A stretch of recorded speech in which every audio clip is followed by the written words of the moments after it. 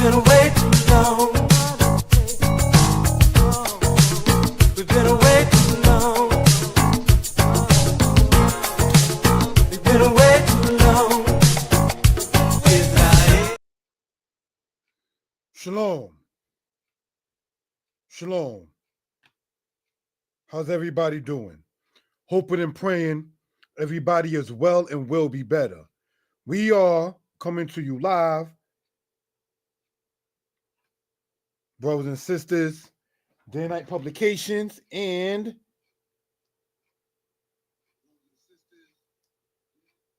we are coming a little bit earlier than we expected, but the link has been sent out for those who are interested. And if you can't see it right now, we hope and pray that you all will care to see it later.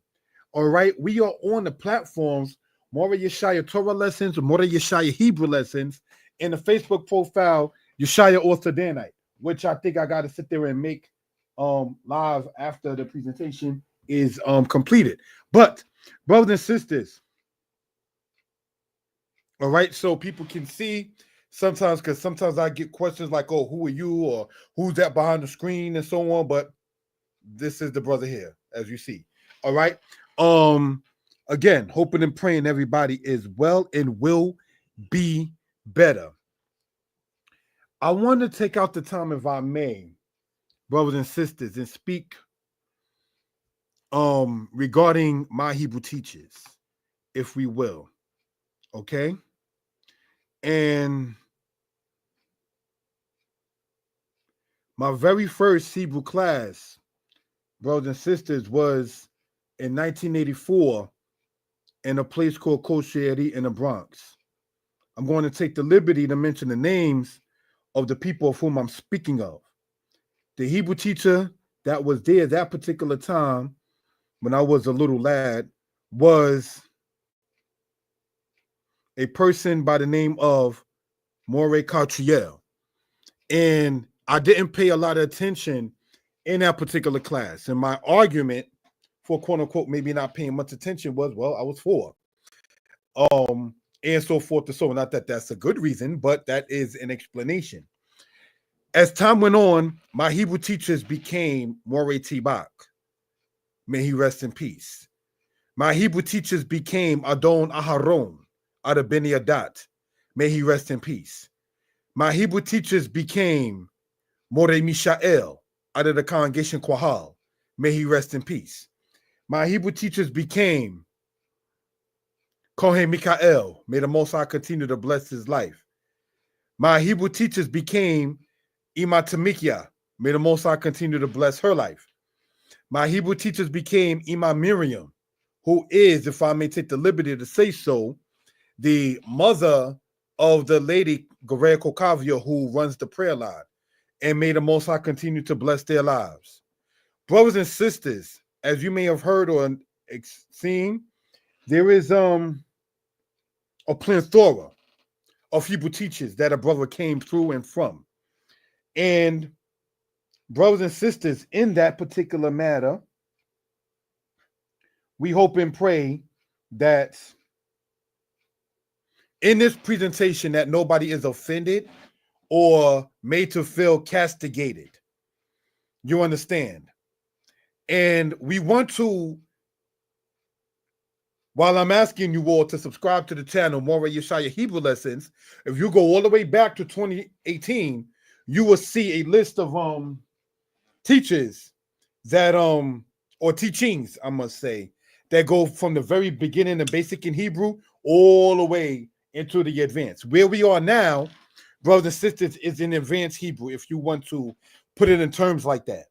But I try to, glory to the Most High, show things in as much real time as much as possible. All right. So I see in the comment section, Mariska Parker, shalom, and shalom back to you. Thank you for joining on. My numbers across the screen. I can be reached 908-587-4841, text, WhatsApp, regular call, so forth. All right. So what we want to do, brothers and sisters, is pull up, if we will, the PowerPoint slideshow from the current slide, if we will. All right, giving honor to the creator of heaven and earth. This presentation, Hebrew verbs put together with suffixes, is brought to you by daynightpublications.com. Now, brothers and sisters, daynightpublications.com is an actual website, all right, for those who are interested in that particular case. We hope and pray that everyone is well and will be better. Again, we are on the platforms, Mora Yeshaya Torah Lessons, Mora Yeshaya Hebrew Lessons, and the Facebook profile, Yeshaya Author Danites. All right? Now, I want to say this, brothers and sisters, sidebar, if we will. We need not worry. What is going on in the lands of the East is not something that was not supposed to happen. The kind of wars, if anything, that was more in the ancient days was much more maybe bloodier, much more hand-to-hand combat, if you will. Whereas nowadays they shoot things way across the sky and things of that kind of sort. It was much more personal back in those days. Now, in the scriptures, the Most High said to the prophet Jeremiah, is there anything too hard for the Most High to handle? And the reason why I emphasize that is because we need not sit there, brothers and sisters, and worry or fret about the times to come and so forth and so on. The wise woman in Proverbs 31, it says that she laughs at the time to come for a house that's covered in scarlet. In other words, she handles her own business. She deals with her matters at hand. Now, there may be, as we want to point out, the Proverbs 31 man. As it says, her husband is known in the streets when he sits among the elders. So we want to have a character as the Proverbs 31 man to be teachable. Can't nobody tell me nothing. That's not the way to go, brothers and sisters. And for the ladies, the sisters, to be, quote, the Proverbs 31 woman, if you will. So again, brothers and sisters, we want to point this out for reference purposes. And again, my number across the screen, and as you see there, is 908-587-4841. All right. Thank you for joining on for those who did. If I can be heard well and people are in good spirits, please type in the number 4. If I can be heard well and people are in good spirits, please type in the number 4. Thank you for that. Now, in this presentation, in regards with the matter of putting verbs with suffixes, let's first understand what a suffix is. All right? A suffix, brothers and sisters, thank you for the 4, Torah Akoti. A suffix is something that you add to something for a particular point. Prefixes go before the noun or the verb or the adjective, and suffixes go afterward. Now, we pointed out on the platform, Mora Yeshaya Hebrew Lessons, this famous letter that we're going to talk about on the right-hand side, the letter Kaf, said in, quote, modern Hebrew as Kaf Sofit, brothers and sisters. We want to point out, quote, unquote, modern Hebrew, because there's no such thing as a Sofit in Psalms 119. The original Hebrew alphabet had 22 letters. Aleph, Bet, Gamel, Dalet. Hey, Waw, Zayin, Ket, Tet, Yo, Kap, Lamed, Mem, Nun, Samek, Ayin, Pei, Zade, Kuf, Re, Shin, Tau. All right, so that was essentially the 22 letters of the original Hebrew alphabet that we see. Quote unquote, modern Hebrew, and there's no offense intended, has it to where it's Aleph, Bet, Gamel. No, hold on. Aleph, Bet, Vet, Gamel, Dalet, Hey, Waw, Vav, Zayin, Ket, Tet, Yod, Kaf, Sofit, Lamed, Mem, Sofit, Nun, Sofit, Samek, Ayin, Pei, Fe Sofit, Zade Sofit, Kuf Re Shin Sing Tao. So there are more letters we might see in quote unquote modern Hebrew than we see in Psalms 119. Most of the Hebrew that we'll be teaching on this platform is what quote unquote Jewish people refer to as Old Hebrew, or as in the Christian world, they refer to as biblical Hebrew. What I'm teaching here, glory to the Most High, Jewish people refer to as Old Hebrew. And in Christianity, this is referred to as biblical Hebrew. The Hebrew that we see in the scriptures is the oldest Hebrew that we have to date. So why would we not then have that as such? All right. So again, this is supposed to have been expected to be done at 8 p.m. Eastern Standard Time. Who knows? We may go into that time. This is now going on 6:50 p.m. Eastern Standard Time. All right. So a brother resides in the state of New Jersey, and we want to sit there and bring this out to the people for reference purposes. Let us, brothers and sisters, get into what we're talking about. Remember, this is about suffixes being put together with verbs. Now, a verb, as we know, brothers and sisters, is an action word. All right.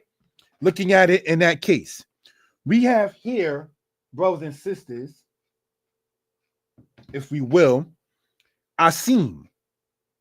Now, what does asim mean? The word asim, as we see there, brothers and sisters, means I will put. Also means I will place.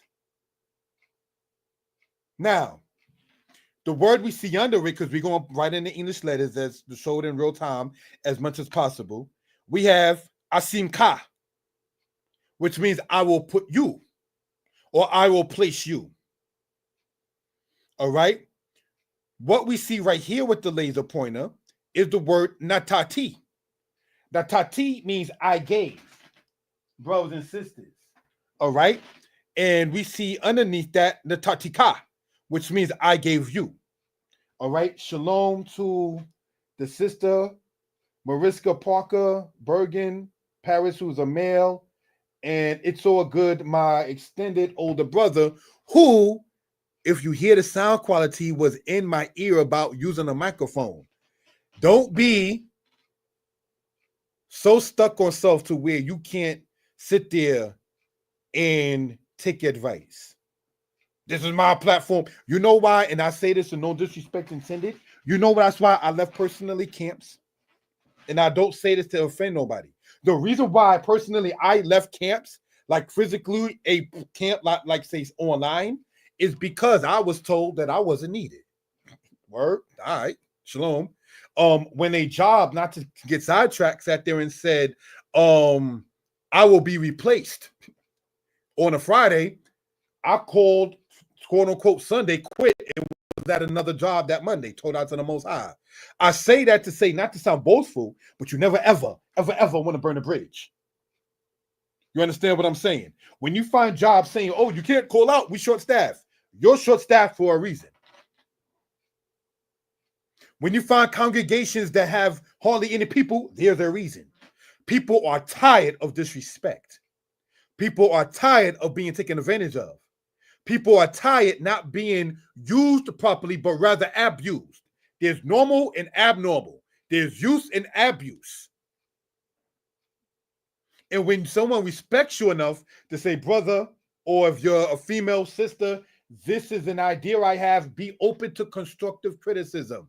Now, when you're dealing with something regarding with the Most High God, and you saying, as a free will offering, I want to offer this, because there was no angel that came in a dream. There was nothing that was like, not trying to be funny, a prophet that came to a young man or a brother that said, do this. It was from one's own spirit to say, I want to do this before the Most High and for the people of the Most High. So when the Most High causes one to want to be a blessing to you, you don't shun that, because what you're doing ultimately is you shunning Yah. What you're doing at that point is you're telling the Most High what he is presenting before you is not needed. So when somebody, as little as it may seem, says, brother, use a microphone, it can sound better. Whoa. It's like that. Can't nobody tell me this is my platform. Then what are you sending the link out to people for? Why are you asking, is it a good idea to put your link on another man's platform when he's teaching? What's the point in that if can't nobody tell you anything in any language? So brothers and sisters, these are things we care to sit there and bring out for reference purposes. I want to take out the time, if I may. Earlier today, I was listening to the elder. More Malkia Uriel. and its platform. The flowers, or let me say as man to man, the respect, because I don't believe in giving a man flowers, but giving you the respect verbally is the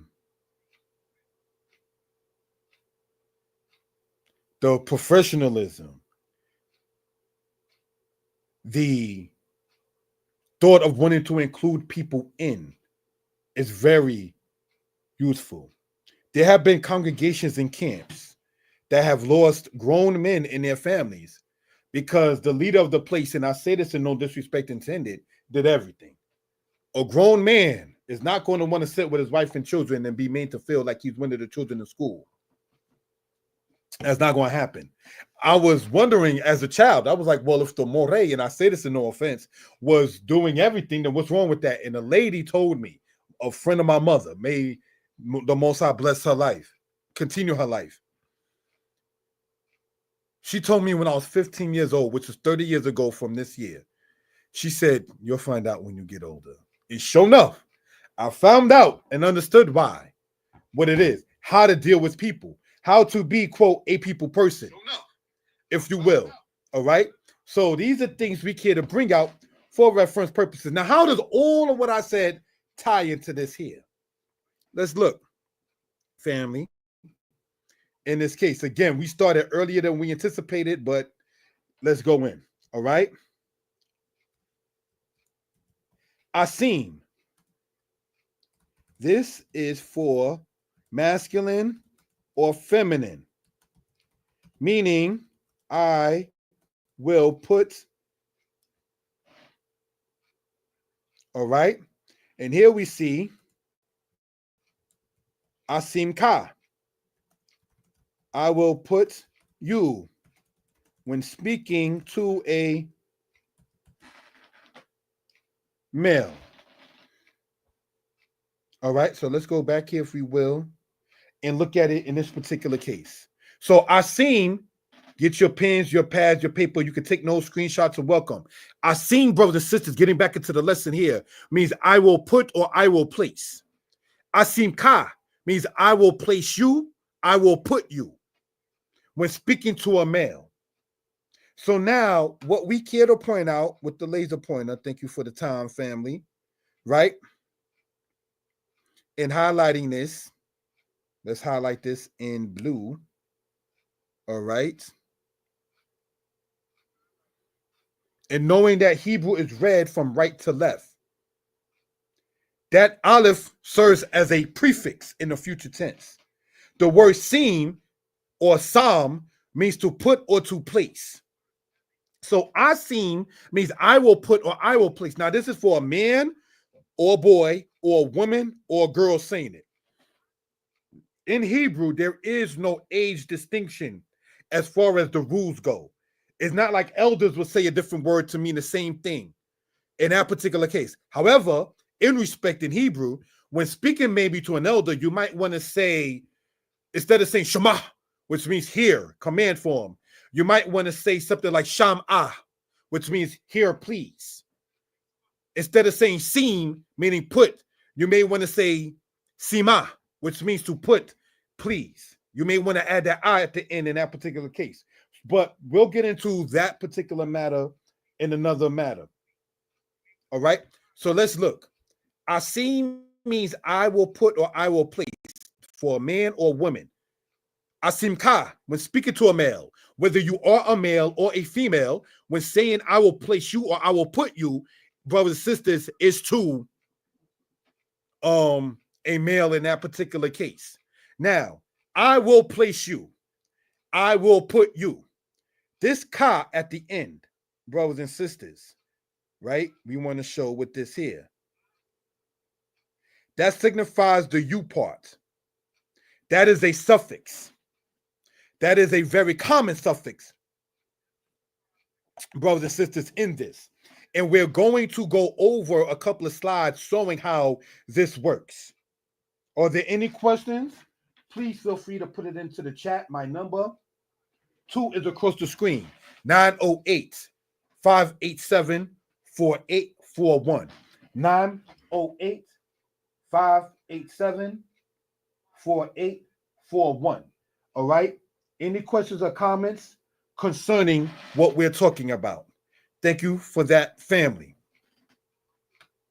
Let us look, brothers and sisters, and get into this next part. I want to erase for clarity purposes. All right. And let's look at this here. Natati.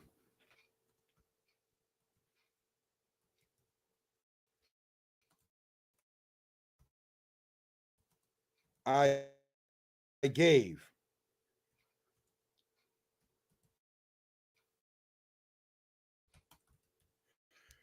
All righty. So let's go back here if we will. Right. Thank you for that. Natati, I gave. Whether a male or female speaking here. Now let's look. I will put is the future tense. Natati, I gave is the past tense. So what can we gather from that, if we will, brothers and sisters, is this. We look at the highlighter and we wonder, that's why I erased the other part. This T signifies the I part. Remember, Hebrews read from right to left. Now the word natati, meaning I gave, brothers and sisters, it comes from the Hebrew word natan. The word natan in root means to give. Literally, when conjugated in the third person masculine singular, means he gave. What do I mean conjugate? Conjugating a verb is when you put it in the future tense, the past tense, or the present tense.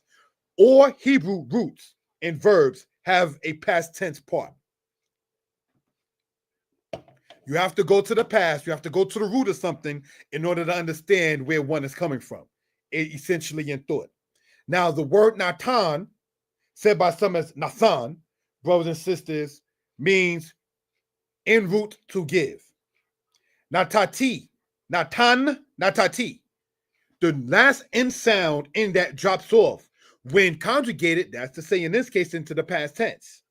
Are there any questions about that? I can be text, WhatsApp, giving a call, put the questions inside the matter, inside the chat as well. All right. Now, if a female or a male is saying I gave, one will still say the same word, natati. So let us continue in this and make notes, if we will. Right?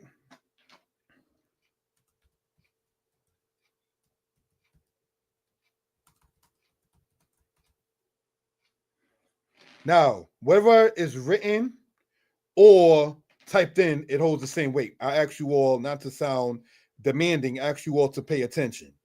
Natatika, I gave you, or I have given you. Again, the you part, brothers and sisters, we want to show with the highlighter, all right, comes from the ka that we see there. That's why I want to show it in color coded for reference purposes. Natatika, you see that in the Bible in Ezekiel 16. You understand? When the Most High speaking to Israel, is saying Natatika. So now, if a male is saying, I gave you, when speaking to a male, it is the word you see there, Natatika. If a female is saying, I gave you, when speaking to a male, the word then again is still Natatika.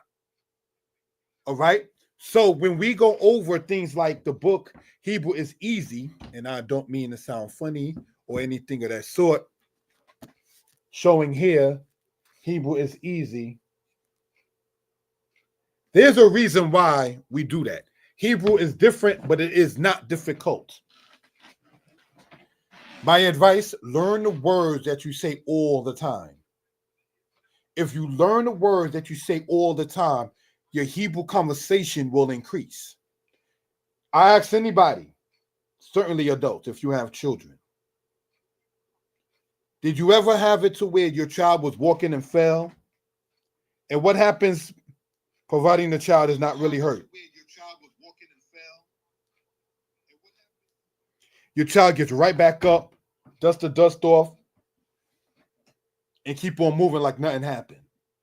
But what a brother, no disrespect intended, has seen in some adults with Hebrew is a negative, horrible fear of being wrong.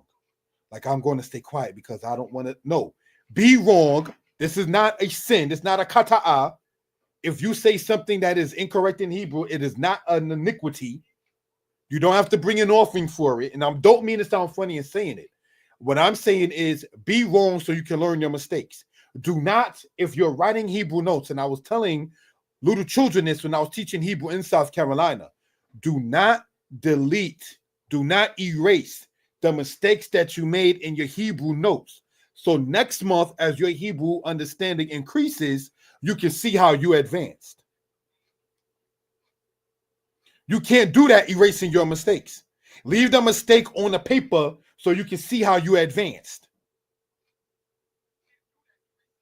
This is why we say that making a mistake in Hebrew is not an iniquity. It's not like it says in the book of Isaiah, wash you, make you clean, put away the evil of your doings.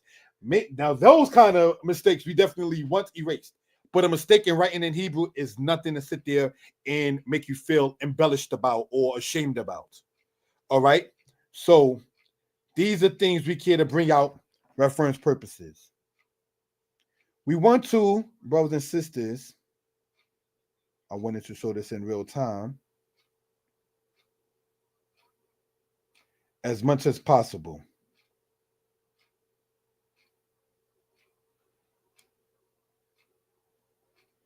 Now, all of these that you see here are the same letter, Kaf Sophie. K at the end of words, right? The pronunciation of this one is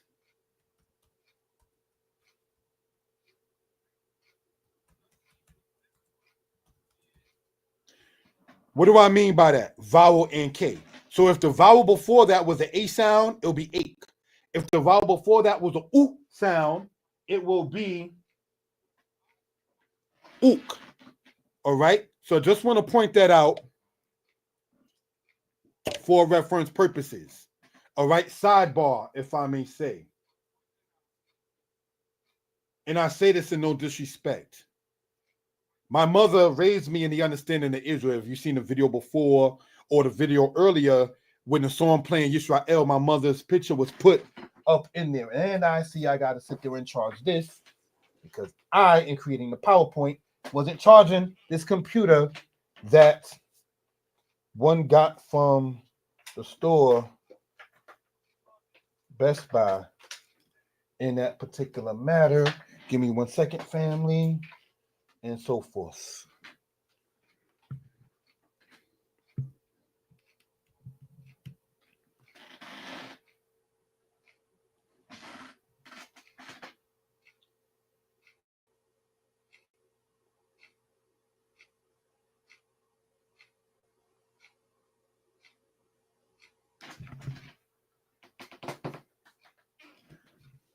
Okay, it's charging now. Sorry about that little interruption there.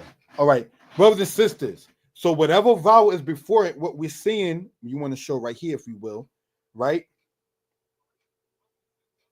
That is, brothers and sisters, that along with the K sound. It is generally, in most cases, in say feminine.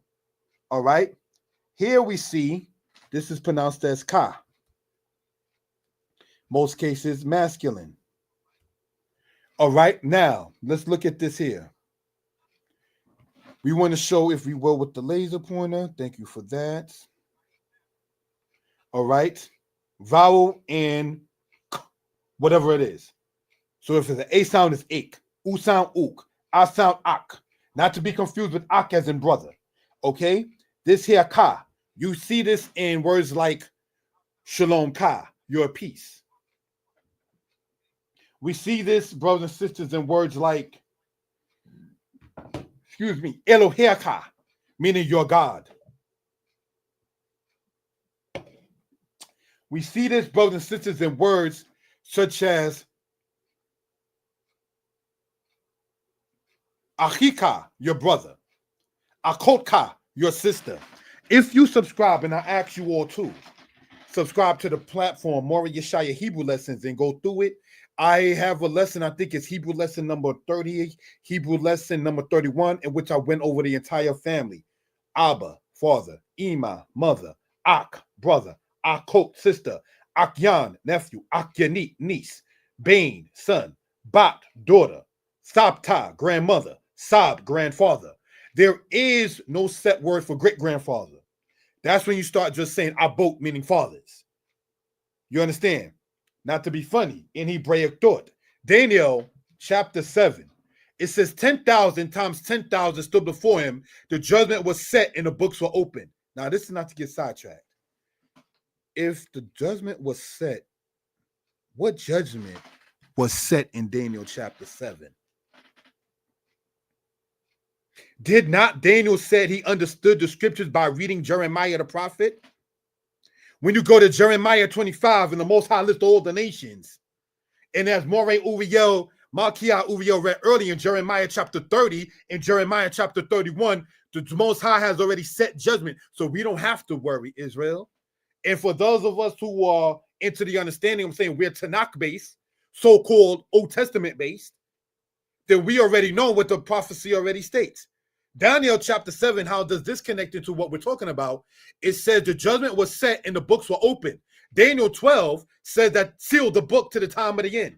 So the judgment is already set. So you can't come with a new book with a new kind of judgment because the Most High from the old days already set the judgment in order.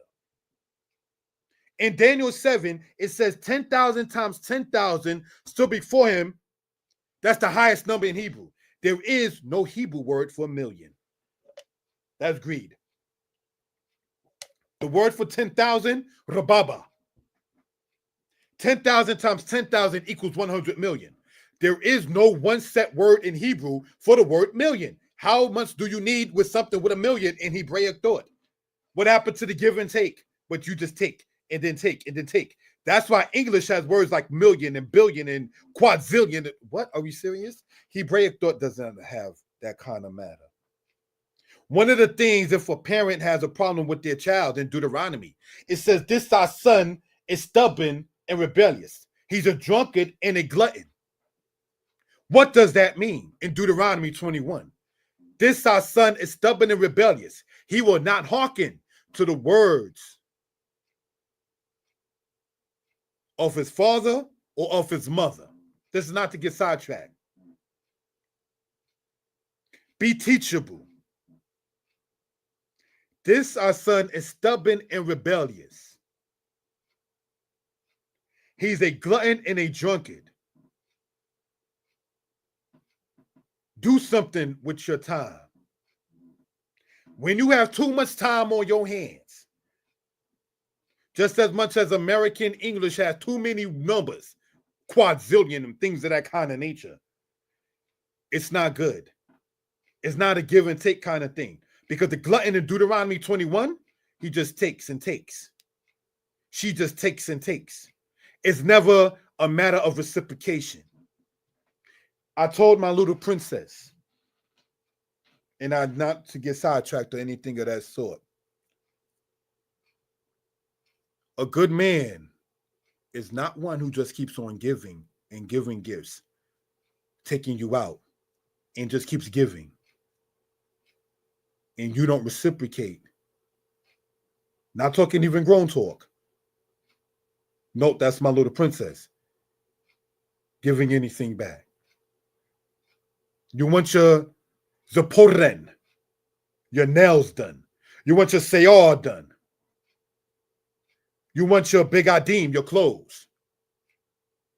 You want, for what we understand in Israel, to say tebakol, your phone bill paid. But you don't give nothing back. You just take and take. You are a person that's just lo kwakat as a female. Just take. You don't no tenet. You don't natana or give a matana, which means a gift. That's not good. And men who do that are called what? Simps. A simpleton. In Proverbs called the word petit. O ye simple, understand prudence. And ye fools, hearken to counsel, as we read in Proverbs chapter 8. So to be a man in Israel and be a simp is not our culture. You understand? to be a female in the culture of Israel and just take. That's not the Proverbs 31 woman. She rises while it is yet night and gets food to her maidens. Not sit on her behinds talking about, oh, I'm the prize. Somebody need to take care of me. That is not the kind of princess that I want to leave into this earth. So these are things, not to get personal or sidetracked, that we care, brothers and sisters, to bring out for reference purposes. You understand? So now let's look at this, if we will. And how does that tie into Daniel 7, there being no new book, and this? Rababa means 10,000. 10,000 times 10,000. Ka at the end of verbs means you. Case in point. Natati ka. Let's show this out. Any questions or comments, please feel free to put it into the chat. Natati ka. That ka means you. That ka means you. You understand? So, if I were to say, me being a male, I gave you and speaking to a female, it would be natatik. Let's write that in, if we will. All right? Any questions, please feel free to put it into the chat.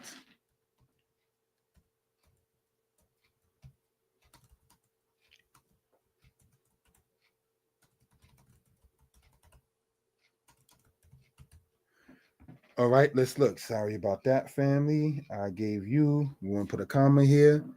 Now, going back here, if we will. Natatik. That ends in this right here. Right? I gave you. That's a male to a female or a female to a female. It doesn't matter the age of the person, the speaker or the one being spoken to. You, Y-O-U, brothers and sisters, we know is second person. I and me are first person. You are or you object pronoun is second person.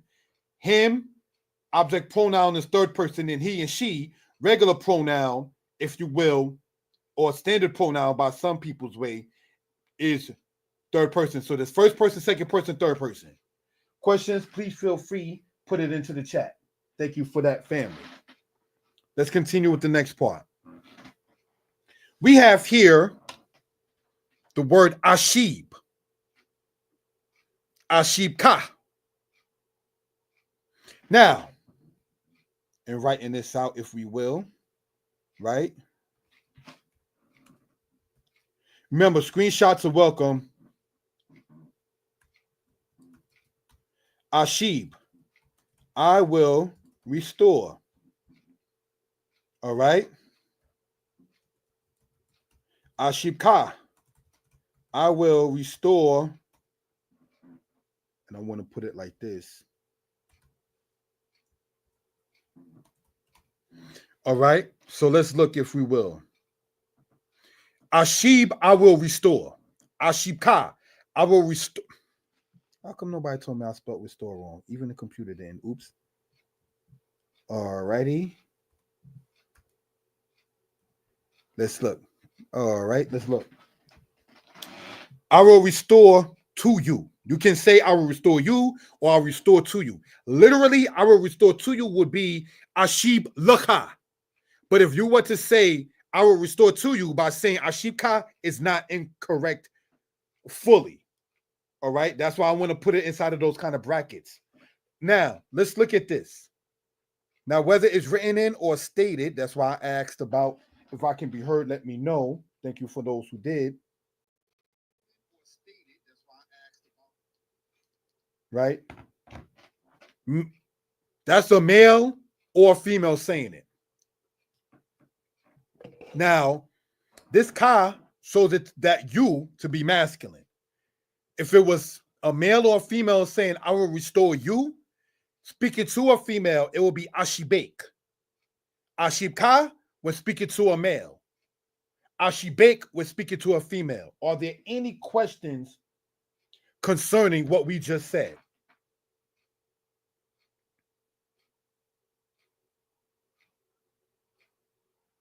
Now, let's continue, brothers and sisters. Hashabti, also said as Heshabti, right? Now, what does this mean?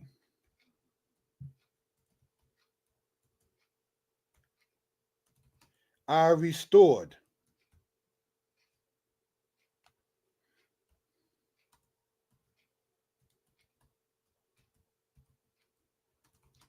I restored. We want to put this in again. No, we won't. Now, let's look at this, family. Hashabti, also said by some as Heshabti, right? Somebody wrote, so is that rule generally or only with a word like ashibka, the la, or not using la?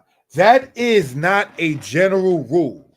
All right. I just wanted to put in there because sometimes for Hebrew to make sense in English, we have to put in English words that's not even in the Hebrew. So the literal way to say I will restore to you is ashib, one word, laka, another word. If you get, not trying to play salesman, this book here, the lak, laka, li, lo, lahem, lakem, etc., lahen is in this book here. But Hebrews Easy, volume 2. Sorry, but I thank you for the question in that particular case. The reason why I put there on the left-hand side, I will restore to you and put the two inside the brackets is because that's not the literal definition. But for it to make sense in English, and as we get more into biblical Hebrew, for it to make sense in English, you might see that two put inside the English that's not there in the Hebrew, but it makes sense in English. And so that's something in that particular case and so forth. All right. Now, thank you for that, my friend. We're looking at, hopefully that answered your question. Have any more? Please put it in the comments, text, or so forth. Hashabti, I restored. Hashabtika, I restored you. Now, brothers and sisters, all of this is said by males or females. Ashib, Ashibka, Hashabti, Hashabtika. All of that is stated by males or females. Because the I, first person, and Ani is in that particular case. So let's look, if we will, family. Again, any questions, please feel free to put it into the chat. We want to show with the laser pointer. Thank you for that. Ashib, Ashibka, Hashabti, said by some as Hishabti, Hishabtika or Hashabtika. What are we pointing out as well we care to do? If we use the highlighter, and we want to use this color, all right? You see that same, come on, work with me. This, all right?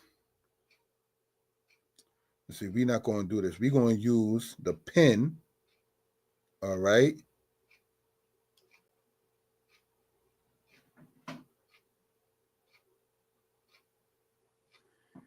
Sheep.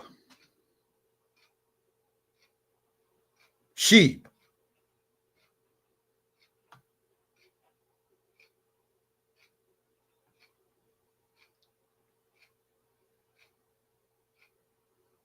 Shab. Shab. That SH and B doesn't drop out. That's the root. Whether you say in the future tense, Ashib, or in the past tense, Heshabti. If we remember, brothers and sisters, from here, right, we have the tati, that T part at the end shows it to be the past tense.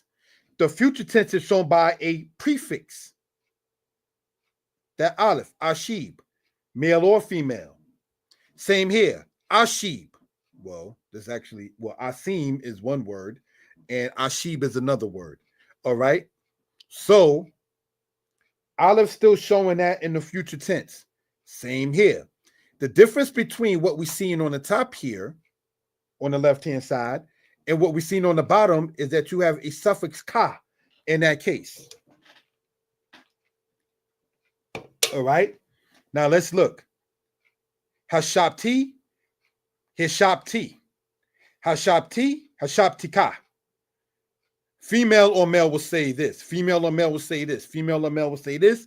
Female or male will say this. All right. If there's any questions, again, please feel free. Do not hesitate. As our friend, it's all good, did put inside of the comments. All right. So let's continue, family. The qual, which is a stem. You get some people say it's call, some people say it's qual, is the simple active of a verb. What is in simple active? Something that's not intensified. Being 7 stems in Hebrew, qual is the first stem. Active. The opposite is passive. The nifal stem is the passive. You see the nifal stem not many times in Hebrew, all right? But it is in existence. The hif'il used often in Genesis. Why? Because that's conversation. Is the causative of the qual. Let me give an example. Right? Let's look at this in real time.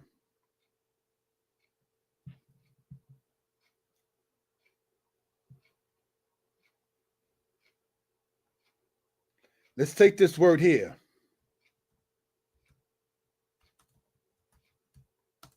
Mashak means to pull.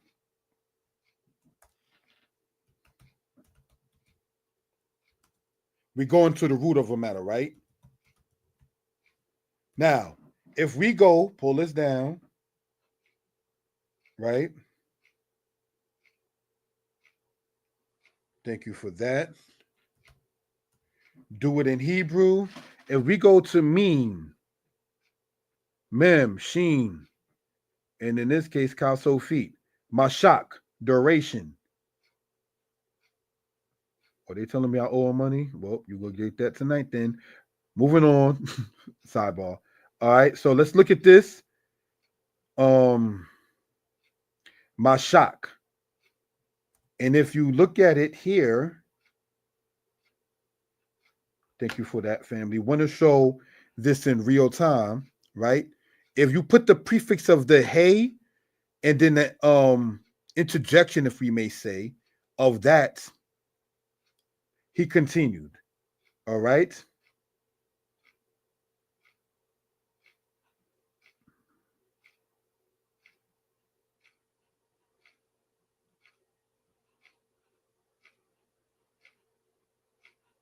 Sorry about that, family. Him Sheik. He continued. We just want to show this in real time as much as possible for a reason.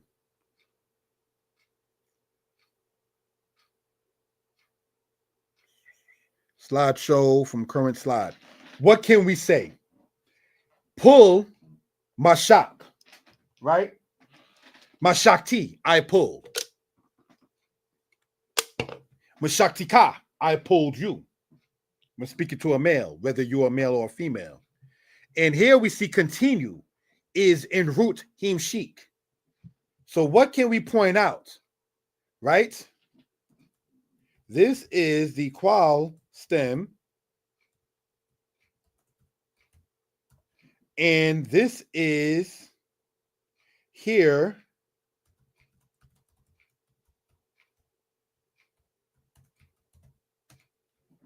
Now, over here, we simply said, right? Sorry, that the hif'il is the causative of the qual. So now, when we go back here, this is the qual stem pull. If you're continuing something, you're causing it to be, if you're causing it to be pulled. So to continue is pulling, is something being pulled by it being caused to be pulled. if you get what I'm saying. All right. Mashak, to pull. That's the qual stem. To continue in Hebrew, the way to say to continue, causes something to be pulled, extended, if you will, is the word himshik. And this is what we want to point out, brothers and sisters, by saying that in the qual stem is one form, pull in that case, and then the hif'il stem is generally the causative of the qual stem. Are there any questions? Please feel free to put it into the chat. The hif'il is in the past tense, prefixed with a hey. And where we see that, brothers and sisters, we want to show right here. Remember, Hebrews read from right to left, right? So when we look at this right here, that's that. You don't see a hey in a qual stem in that case there, all right? You don't see no prefix with that. So let's look. The letter you see on the opposite side. On the opposite side of the slide right here, brothers and sisters, that's the letter hey, which I personally call in my classes here the thumb of the Hebrew alphabet. The hey letter of the 22 letters you see in Psalms 119 is one of the two feminine letters. And it causes, brothers and sisters, things to happen. So in Hebraic thought, women, feminine principle, if you will, cause things to happen. This is why misogyny doesn't exist in Israel. You understand? You don't sit there and have it total separation between male and female. In that case, these are things just to point out for reference purposes. So let's look. In the platform, Maury Yeshaya Hebrew Lessons, asking you all to subscribe to it. Hebrew Lessons number 45 and Hebrew Lesson number 49 speaks on the hif'il matter for those who are interested. All right. So let me see if I can. Thank you for that, family. Let's see if I may. Right. Go to YouTube and looking at this here in real time as much as possible, right?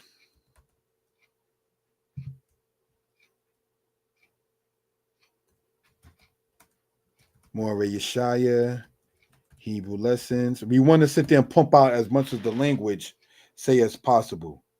Hebrew Lessons 45, as pointed out. All right, the Hebrew in this piece here.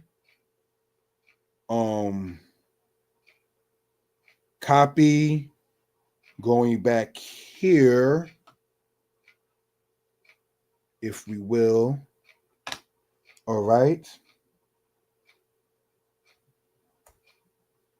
Hopefully, let's see if that works in that case. Yep, it looks like on that side. So if you were to click on that, family, you will be able to see the lesson, Hebrew lesson number 45. This lesson, brothers and sisters, was done 6 years ago. That is not to sit there and showboat or anything of that sort, but just want to sit there and bring this out, if we will, for reference purposes. All right. A brother took Hebrew serious, and the things I didn't take serious, I can't do and achieve, such as being a chef or a good cook. But I get by as far as even earlier where Moray Malkia Uriel was saying, wow, the brother was cooking online. And that what I was cooking was nowhere near like Mommy Threw Down or like Patty LaBelle was being shown earlier in the presentation for those who were following earlier. A brother can't cook like that. By the way, the way to say cook in Hebrew is bishel. All right. So for instance, as we were pointing out, right, to sit there and learn Hebrew to the best of one's ability with vocabulary, bishel is cook. Mazon is food. Yoruqa means vegetable. So learn those words. The word for frying pan is markeshet. The word for stove is tanor. The word for pot that you cook with is the word sear. So learn those words. Let's say if you're a chef, it will come easier to you because that's what you're into doing. You understand? So looking at it like that in that particular case, and I don't mean no disrespect. I have family members in going over Hebrew, and it's not to shame family. It was asked, yo, how you say I bleep that N word up? I said, bruh, there's no Hebrew word to say you would bleep an N word up in Hebrew. Those F and N words don't exist in the language. That's why on Internet publications we try not to sit there and use that kind of language. But if you are of the knuckle down type, if you will, the way you say, I will beat you, not trying to sit there and be disrespectful, is acheka. Ake means I will beat. Acheka means I will beat you. Man, this is again not to condone violence or anything like that, but that's the closest way to try to get to what this cousin of mine that was trying to sit there and ask questions about this and that and the third, and keeping it respectful. We're not going to go over the other things that they was asking. Yo, how you talk to a shorty? How you talk to a girl? Those words also don't exist in the language, but in certain cases. But brothers and sisters, for those who can understand where one's coming from, looking at it, if we will, for reference purposes, any questions, please feel again free, put it, say, into chat. All righty. So this book that you see there on the left-hand side, I have here. Would like to sit there and read the table of contents of such, if we will, right? Moshe ben Yisrael, the messenger. Think you didn't have to retract your message. Shalom, elder. Shalom, brother. But that's okay. So looking at this, if we will, right? Hebrew is Easy, Volume 2. Table of contents. The hey letter, the standard with vowels, the pronouns, the feminine nouns in simple possession, sentences, command form, prefixes, suffixes, and grammar. Chapter 5, Biblical Hebrew discussed. Now, brothers and sisters, what do I mean in this book here, which I think is the hardest of the Hebrew books that I wrote? As far as Biblical Hebrew discussed, is if you see this here, it goes over a chart of how Hebrew was written throughout the course of time. So the same type of writing that Jeremiah saw was not, say, the same type of writing that King Hezekiah saw. You understand? Just using that as an example, the Hebrew writing style changed as time went on. And that's pointed out in there. Hebrew has vowels. We wanted to point that out. You cannot have a language where everything is a, ba, ga, da, ha, ma, ka, la, sa. That's not a language.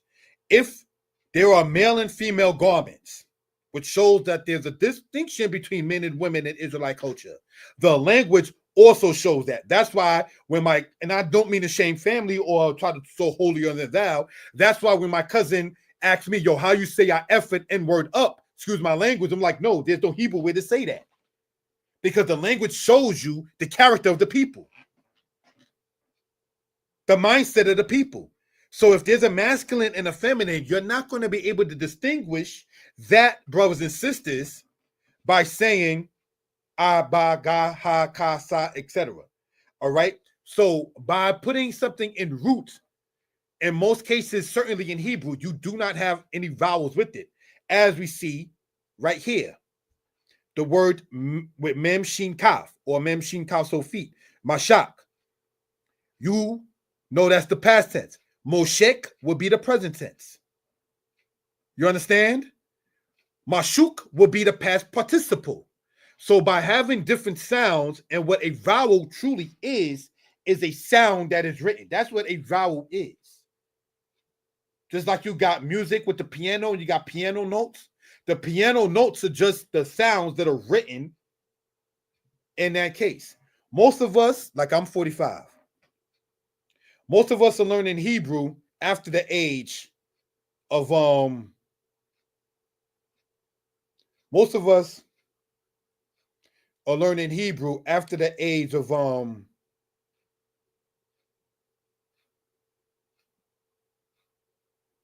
15. So we already been reading, speaking, talking, etc.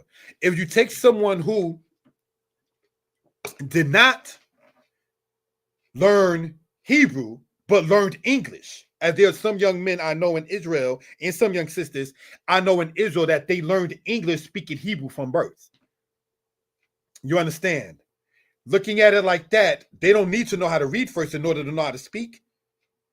Not to be self-centered, my little princess, she speaks Hebrew for the most part, or to a certain extent. She doesn't know how to read it though, because not to get sidetracked, her mother, her mother's not in this understanding, but with the little, I'll go into a little bit personal about my business with that. When the baby was being born, we don't want a name like, for those who know me, I got an English name. So not trying to sit there and play holier than thou. We didn't want a name for her as a lady like Monique or Tiffany or Nicole or Starkeisha or any, even though the word Keisha is a Hebrew word, the word Keisha in Hebrew means bush, like the bush you see in the forest. But brothers and sisters, getting back, if we will, into this, we wanted her to have a culture name. So we came up eventually with the word and name Shalosha, which is the little princess's name. So her mother was on it like, yeah, calling me by my government. Teach her that Hebrew and so forth and so on. And so I did. So I certainly seen that babies are like, who's now 18 going on 19, babies are like sponges. So what you put into them, they give out. Well, how does that tie into this? Your children will tell on you. Your children will let it be known what kind of parent you are or were. And this is why it's important to make sure you leave a good representation of yourself.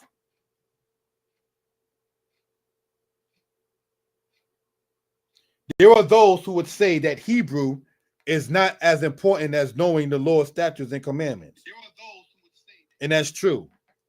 Hebrew doesn't guarantee you salvation or repentance from your iniquities. But what it does do is that it causes you to sit there and have better knowledge of the scriptures itself. Let me give an example. Modern Bible, thou shalt not kill. Exodus 20. Yet Ecclesiastes says thou shalt not.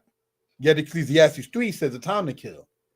But Hebrew lets you know that kill in Ecclesiastes 3 and kill in Exodus chapter 20 are two different Hebrew words. Ratzak is in Exodus. Harag is in Ecclesiastes. So Ratzak, lo tirazak, meaning thou shalt not murder, is in Exodus. So that's something we care to point out, if we will, for reference purposes. Another example. You should not round the corners of your head, neither mar the corners of your beard. The Hebrew does not say that. Lo takwifu pa'at roshkem is mistranslated in English by saying you should not round the corners of your head.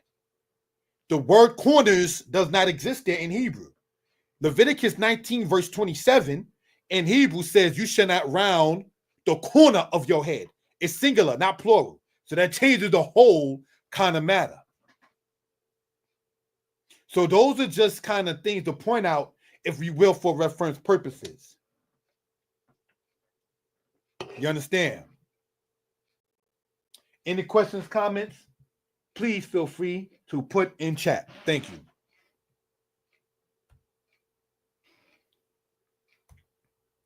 Verbs that are used regularly in the past tense. Subscribe to the channel. Now let's look at this. We have here, family, showing with the laser pointer, ra'iti, ra'itika, ra'itik. Now, let's look.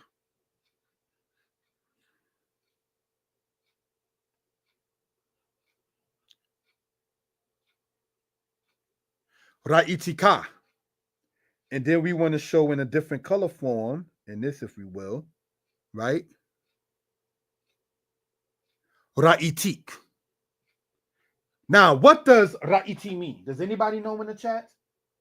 There are, say, 10 people in the chat according to what this is saying. Does anybody know what does the word ra'iti means? We're asking, right?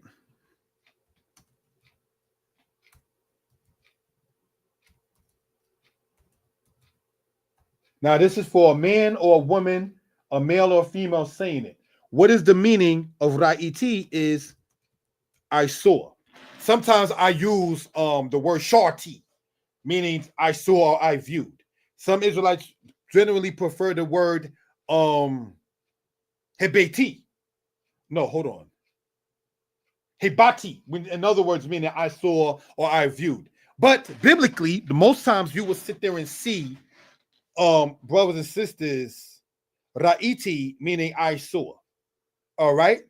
Now that root ra'ah is where you get from the first tribe in Israel, Reuben. Reuben means behold the sun. Ra'ah is the root. Reuben, Reuben, Bain, as we know him as son. Reuben is two words put together to get the first tribe in Israel's name. All right. So now this is a male or a female saying it. Now we know how to say I saw. See how vocabulary will increase. Asking you to subscribe to the channel. So now if a man or a woman speaking to a male were to say I saw you, he or she will say Rayitika. If he or she was speaking to a female, is saying I saw you, he or she would say Ra'itik. Are there any questions concerning what we're talking about? Let me make that neater, man. This is Dan Night Publications. We're crying out loud. All right, we're going to put it like this. Ra'itik, and we want to color code it, maybe with blue.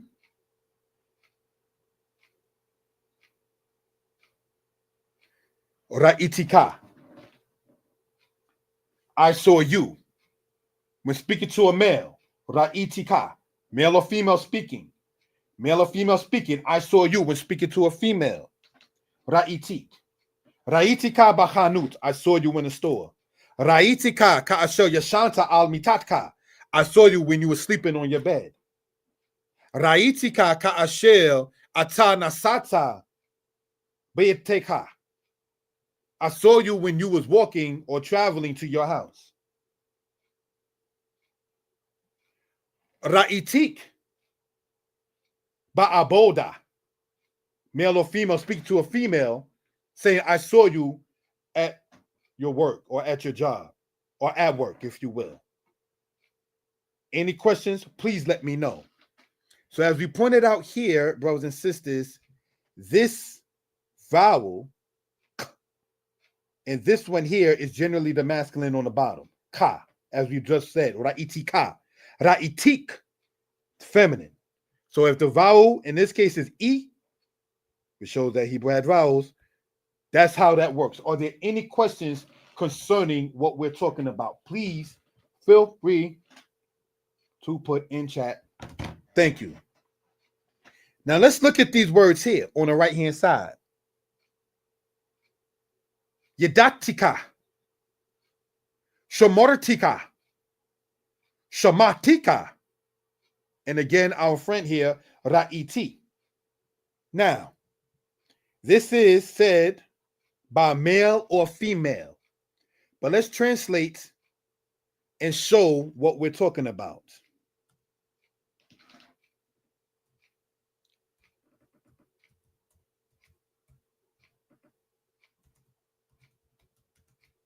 I knew you. We have here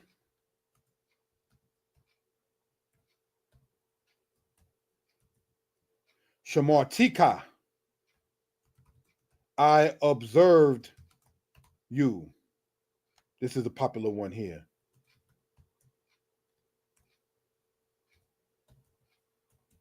Shamatika.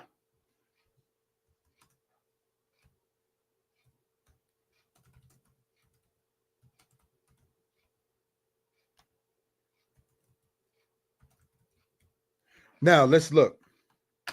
Thank you for that, family.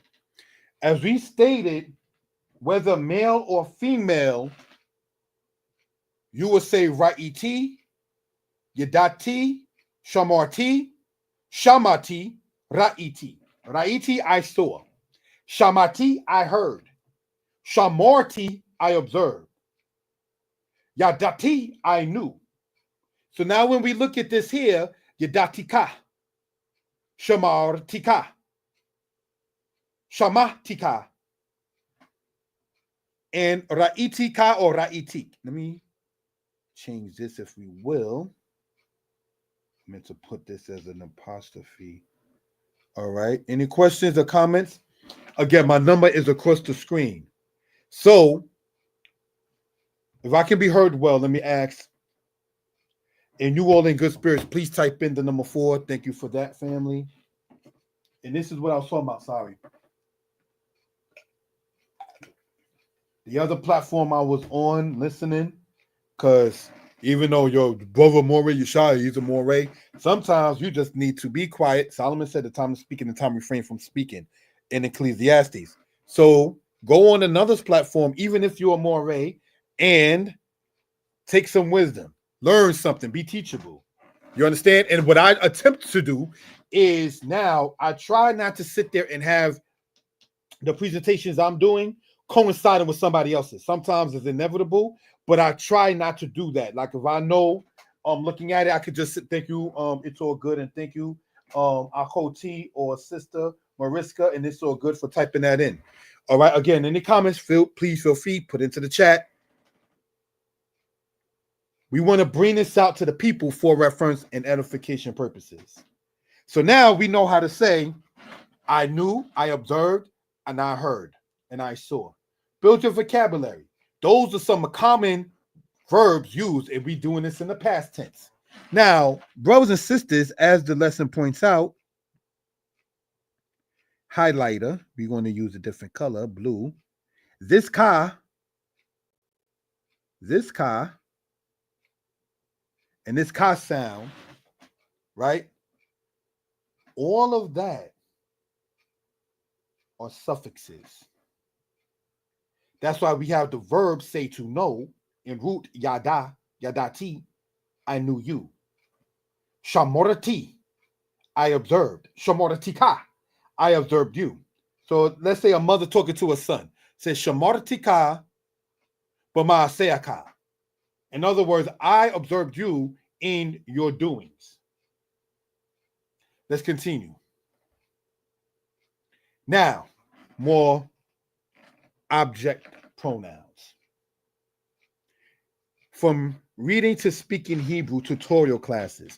Sometimes people ask me, oh, well, do you do Hebrew classes? Yes, I do personal Hebrew classes. One will have to sit there and get all the Hebrew books, show that you've gotten all the Hebrew books because I don't charge for it, and so forth and so on. Care to learn Hebrew from a Hebrew, look no further. Moray Yeshai Israel with over 20 years experience, supposed to be over, sorry, my typo, are experiencing teaching Hebrew and with other 20 years experience in teaching Hebrew and over 5 self-published Hebrew books and over 200 copies sold. Learn Hebrew from a concerned and dedicated brother.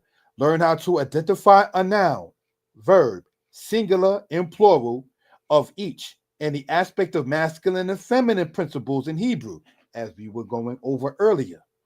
Learn how to read the language for yourself and how to build a strong vocabulary by using your commonly used words. So if your common used word, for instance, is about cooking, mazon is food. Tanor is stove. Ish is fire. Bishel means to cook. So bishalti hamazon, I cook the food. To feed is the Hebrew word hazin. Hazantika, I fed you. Another word for food that you see in Genesis is the word okel. To eat in root is the word akal. Akalti, I ate. He bishla hamazon. She cooked the food. Al Kain, Akati Hamazon. Therefore, I ate the food. Akati Hamazon, I ate the food. Ashil Bishla, which she cooked. He Bishla Hamazon. She cooked the food al hatanor on the stove. He Hishtamsha Ha'esh. She used the fire. Wagam Kain Hamazon Hoopshu. And the food was cooked. What Ukati Memena. And I was fed from her. Hamazon, the food. Ha'okel, the food. Ashel Hekant, which you made, speaking in the feminine. Do we see how easy Hebrew is? Anybody's telling you that Hebrew is difficult, block them. Put the mashpata. Mashpata, like the word Shabbat to cease, put the block on them. Hebrew is not difficult. Different. Oh, Hebrew is different. There's no profanity in Hebrew. And most of the Hebrew that we have, brothers and sisters, that's pointed out when I stopped officially using profanity on my platform after listening and being spiritually unknowns to the man, advised by Morey Uriel, Malkia Uriel. I saw that together. The Most High had me brought there for a reason. You understand? And my aunts who were in this, I'm in my 40s. My aunts and like that are older than me. They listen to the platform. So for those who were on Morey Malkia Uriel platform earlier, when I said, "Oh, my family in the South eats pork," some of them still do, and it's not the Shane family. When people are telling you how to present yourself better, that's who you want to reach. You don't. This is my platform, and if you don't like it, again, that's why I left physical camps, because you told me what I could offer ain't needed. Peace, shalom, ak. And so that's what you don't understand. And that's what it was with that. I left physical camps because you told me that what I can sit there and offer is not needed. Oh well, I got to find another mission. So be it. Let's continue. Looking at this, brothers and sisters, in this particular case here, the words that we see on the left-hand side, right?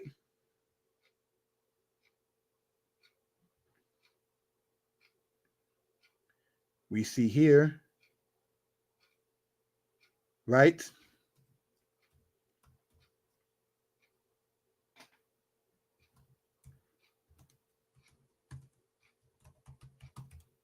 And we see here,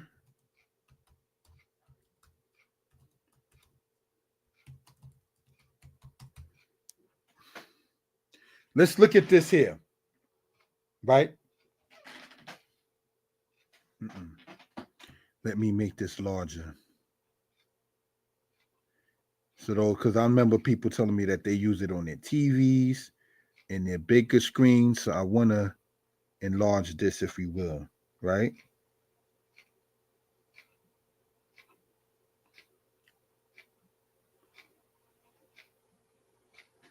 So we have here otak, you, feminine. Ota, you, masculine. This you, right? So let's look at what the sister in there wrote. She said, I have family that still eat pork. I don't. Let's look at that. Yeshli mishpaka ha oklim kazir any okelet. And I say any okelet because it's a sister who typed that in. So the way you would say that sentence right there, I have family that still eat pork. Adayin, yeshli mishpaka, still I have family. Ha oklim, who eat. Kazir, kazir is pork or pig. Any okelet, I do not eat. A male would say, Adayin yeshli mishpaka ha oklim kazir. I have family that eats pork still. Any okel. The difference between okel, masculine, and okelet, feminine. Yisrael, lo yokelu, kazir. Israel will not eat pork. And so, how does that tie in part to what we're talking about, brothers and sisters? Is this.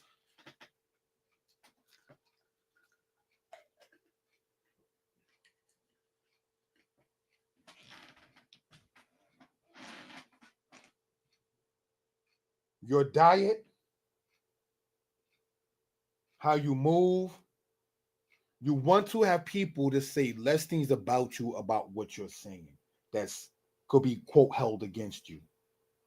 There are some who are like, I don't care what nobody say about me. Then how can you be the light if you don't care about how you're seen? We have to care about that. Be teachable, fam. So just want to point that out. Now, these are object pronouns, right? Let's make some notes if we will. All righty. Looking at this here.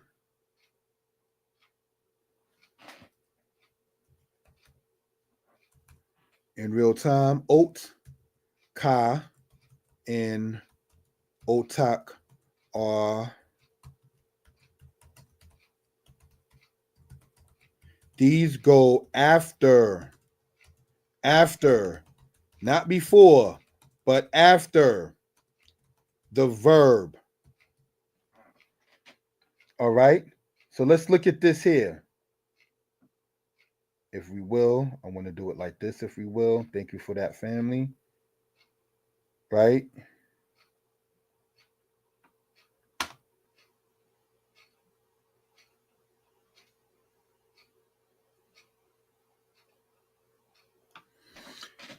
Otka and otak are object pronouns. These go after, not before, but after the verb. Raiti oka, I saw you. Raiti oto, I saw him. Raiti ota, I saw her. So you would not say otka meaning you or otak meaning you before the verb. Now, when this is put together with a verb, we see this here, right? Yadatika. That ka that we want to sit there and show with the laser pointer, family, right? That ka, meaning you, is an abbreviation of this ka, otka. The ot part is dropped, and then the ka, serving now as a suffix, is put in. Are there any questions concerning that? Remember, ibrit kwala, Hebrew is easy. Lo kwasha, not hard. Ibrit kwala, Hebrew is easy. Lo kwasha, not difficult. All right, let's continue, family. This is part 2 of the presentation. We're going to take an intermission, say less than 5 minutes. I'm going to go and be right back. Thank you for joining on, family.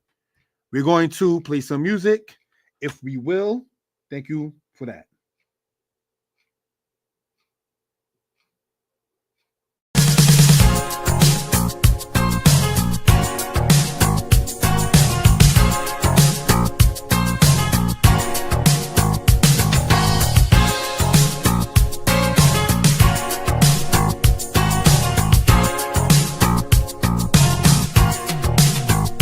There's a land over there, across the water.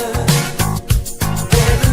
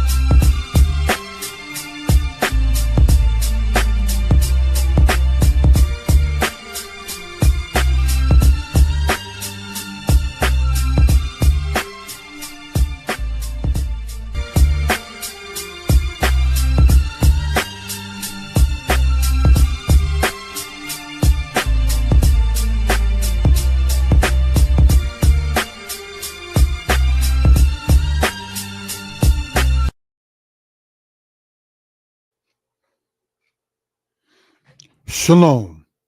Shalom. Hoping and praying everybody is well and will be better. All right. We want to start it like this, if we will. Does this show up if I pull this back up? Let me see on my screen. If I can be heard well, yes. And people in good spirits, please type in the number 4. I'm going to put on the camera, if we will. In that case, wanted to take a little short break, if we will. And get into, thank you for that, Akoti, my sister. In that case. Now, to show possession in Hebrew, which is in, oh, look, family, this is a book dedicated to my mom. Yeah, this is my first teacher in Israel. May she rest in peace. Yeah, I gave her the shout out in that particular manner. Then we have this one here, Hebrews Easy, Volume 4. This one here shows nouns in possession. And by possession, family, I mean like, mine, yours, his, hers, so forth like that in that particular case. All right.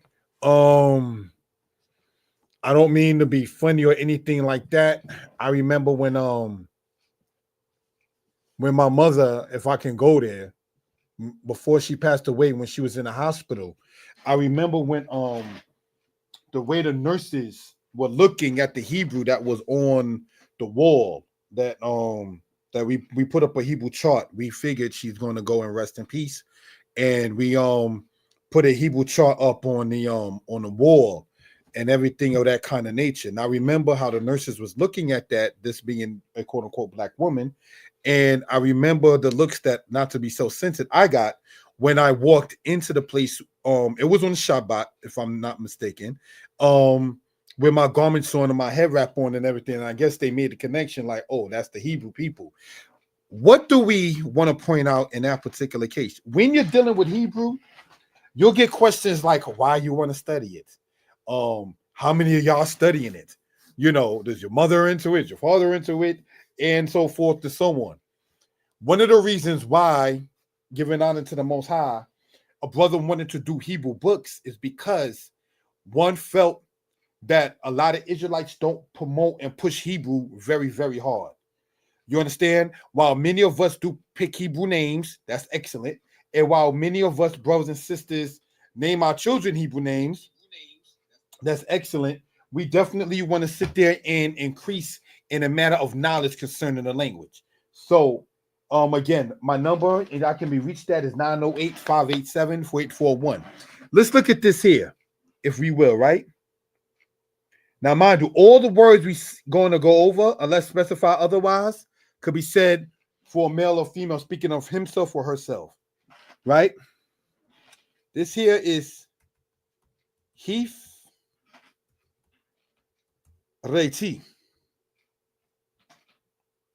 This here is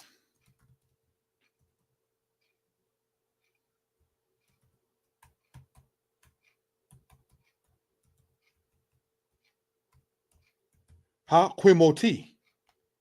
This here is now hif'il.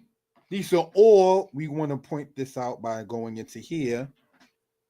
All right.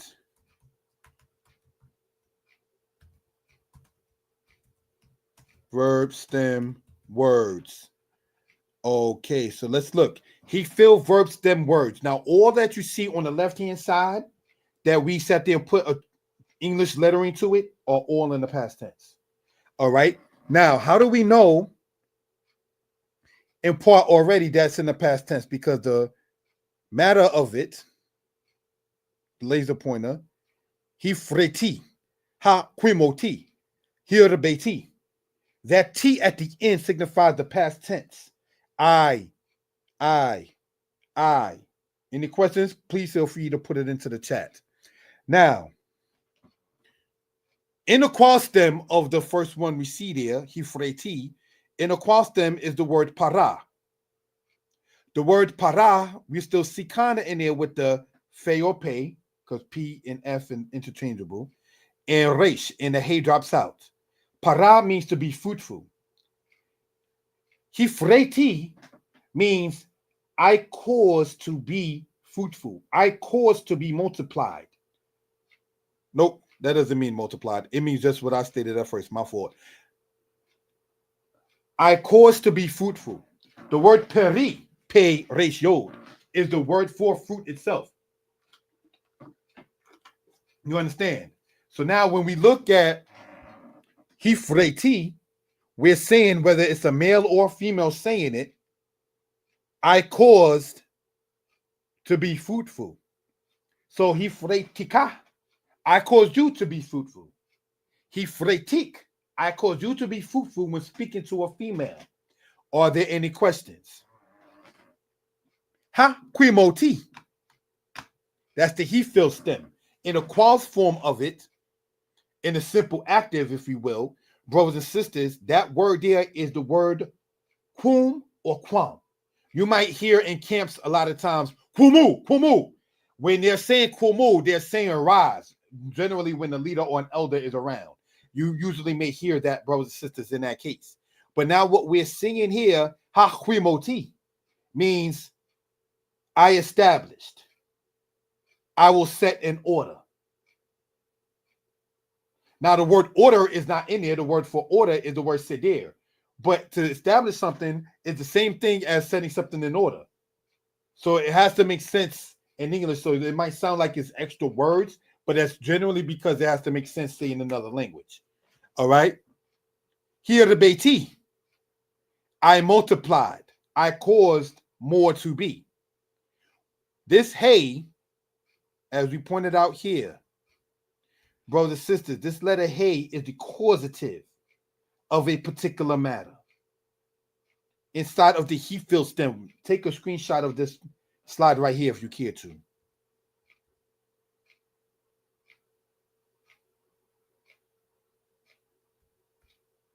All right. So now we see the hey as the prefix shown inside of the hif'il stem. Hifreti, haquimoti, hirbeti. Now let's look, family. Remember, all of this is in the past tense. So let's look. This means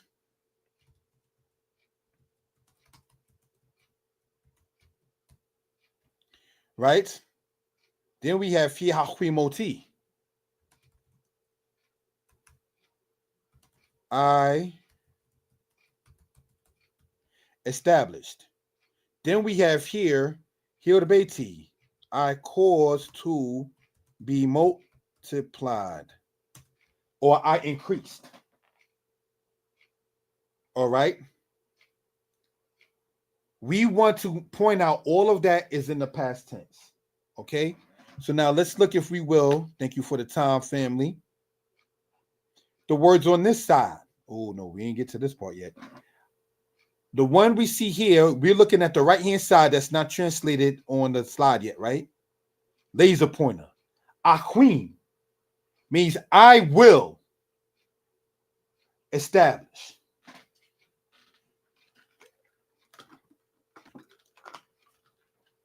The next one underneath, Yahquim, means he will establish. Do you know that's part of one of the kings of Judah's name? Yehoiakim. You see that in that he was wicked, but that's not the main point.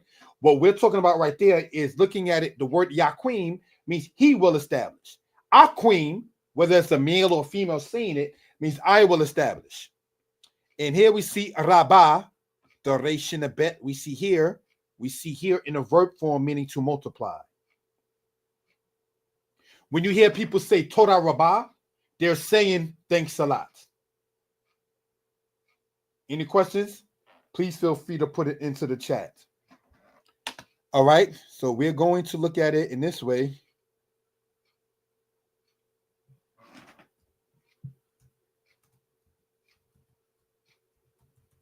Aquim, I will establish.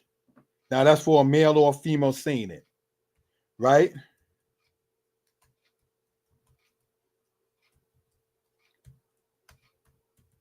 Yaquim, he will. And here we have Rabbah. Literally, brothers and sisters,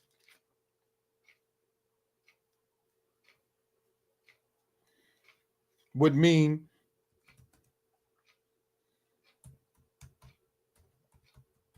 she multiplied. Means also a lot. Now, this is not, while personally for my life, I do not, and I would not personally want to do polygyny, which is in a man having more than one wife, but I want to point something out with the law, and it's not to try to sound disrespectful. When people, male or female, say that the king in Deuteronomy chapter 17, it says that he is not supposed to multiply wives. The word there in root is the word rabbah. Don't multiply wives. David did not multiply wives. He added wives. The way to say add is in root Yasaf, where you get Yosef transliterated as Joseph, Rachel, and Jacob's son.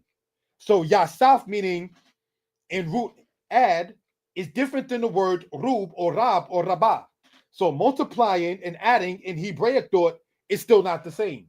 So brothers and sisters, don't come to brothers in Israel and say Deuteronomy 17 says don't multiply wives when the law allows you, if you're up for it, to add wives. Adding and multiplying are not the same thing. Even in Hebrew, one is the word yasaf, the other is the word rab or rub. You understand where you get the word rabbah from, meaning a lot. Now in the verb form, rabbah means she multiplied. So just want to point that out. Are there any questions?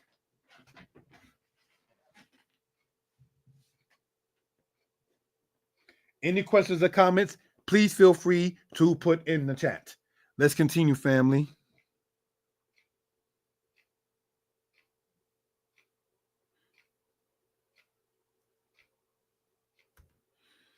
Now, let's look at this, brothers and sisters. Right? We're going to focus on the right-hand side first. And no disrespect intended, for time purposes, we're going to deal with this part here and the left-hand side of this in the next lesson. After we complete what's going on the right-hand side of this, the presentation will be concluded, this one. We intend to do another presentation with the timing allotted because I try not to go past a certain timing. You understand? We'll work on Jose Tika, Jose T, Yatsa. We'll work on Kaspeka, Ishtika, Abika, Imeka, Re'eka. We'll deal with that in the next lesson.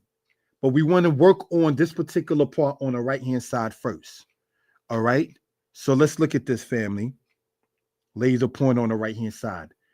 Malakteka. Does anybody know in the chat what that means?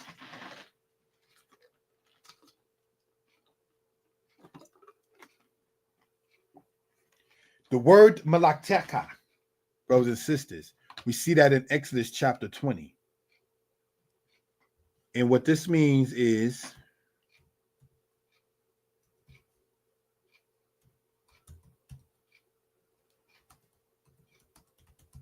your work. And here we see malacha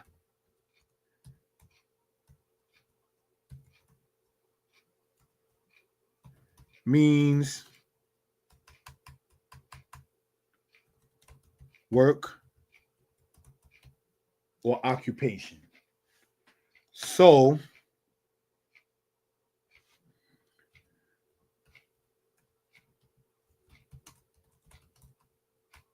thank you for joining. There, will be a part 2 of this. And on part 2, we want to continue with the slides and want to work on the left-hand side of this. All right. So let's go back to this, if we will. We have malakteka, your work. Sheshet yamim, 6 days. Ta'abo, you shall work. Wa asita, and you shall do. Kol malakteka, all your work. Malaka means work. Malakteka means your work. Now remember here, brothers and sisters, we have Shomortika, meaning what? I observed you. I watched you. Ka, ka. That you serving as its suffix with verbs in that case. This work is not a verb. It's more so of a noun, right? Malakteka. This letter we want to point out, right?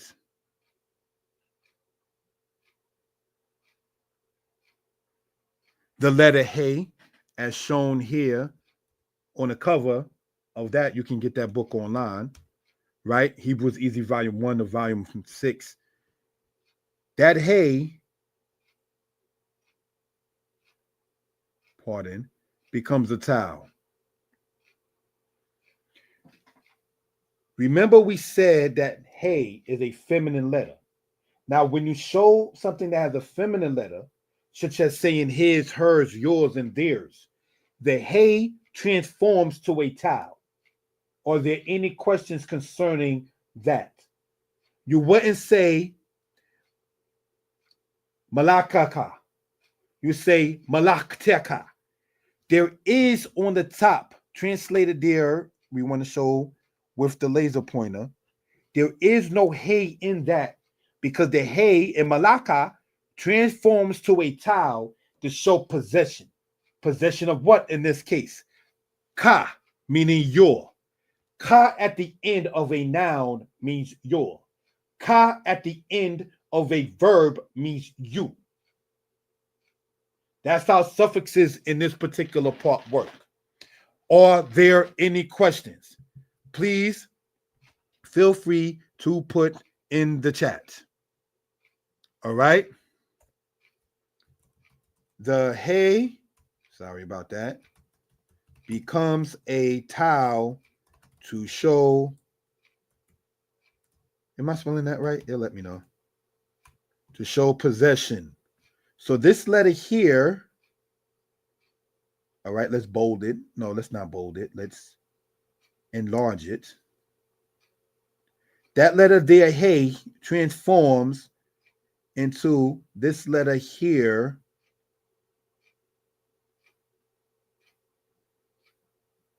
No, just want to show it this way. Sorry about that, family. The two letters that you see there on top is the letter tau, which is one of the feminine letters. The letter you see on the bottom, both of them being expanded or enlarged, is the letter Hey. Hey and tau of the 22 letters are the feminine letters. So to show possession, mine, yours, his, hers, theirs, that Hey transforms to a tau. Are there any questions concerning that? Please let it be known. Again, I can be reached at 908-587-4841. For those who are interested, you can get the books, Hebrews Easy Volume 1, Volume 2, Volume 3. I had fun writing Volume 3. Sidebar. Volume 4 and Volume 5. Volume 5 gets into a lot of conversation. And of course, the one here, which is dedicated to my mother, may she rest in peace, Volume 6. So you can get these books on Amazon, or if you want it directly from me, you can, and I will send it out to you in that particular case. So we want to, on the human level,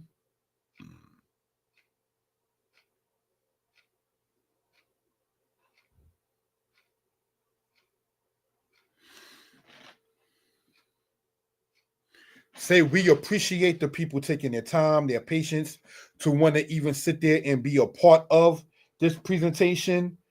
Typing in the number 4, which lets me know that you hear it. It definitely is appreciated. The number is across the screen. We're going to break this lesson up into a part 1. This is this, and then going into a part 2.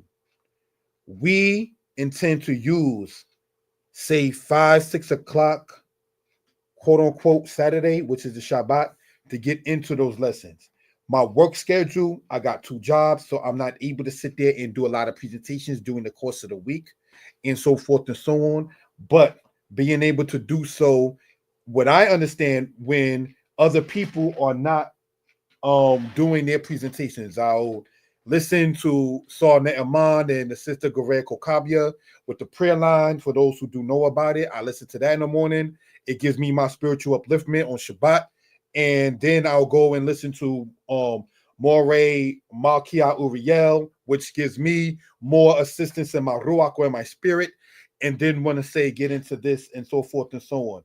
We intend to continue to do more history presentations, but we want to go into the Hebrew presentations because we want to point out the language as far as it goes. You listen maybe to the people or listen to the names that I spoke of. Moreh Mishael, may he rest in peace. Adon Aharon, may he rest in peace. Moreh Tibak, may he rest in peace. You see how many times a brother is saying that his Hebrew teachers are now resting in peace. So we want to continue, pass the baton on and continue. This is why, not to get sidetracked, when somebody last week said that I said I didn't have any teachers or I didn't have any progenitors. For those who do know what I'm talking about, you played yourself.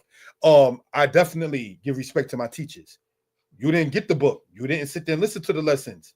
You understand? To sit there and know that a brother, let's go in there if we will, if it can be seen, right? Let me know.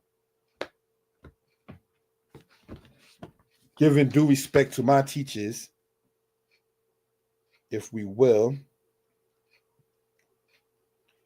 Looking at it like that, family.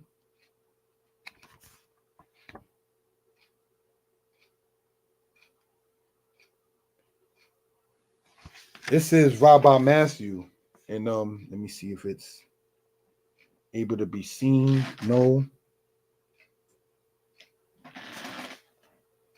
not fully. But in this book here, he was easy, volume 5, volume definitely bigged up and represented in regards with my teachers and so forth. So somebody's going to have to miss me with that in that particular case. I want to take out the time, if I may. Let me look, if we will.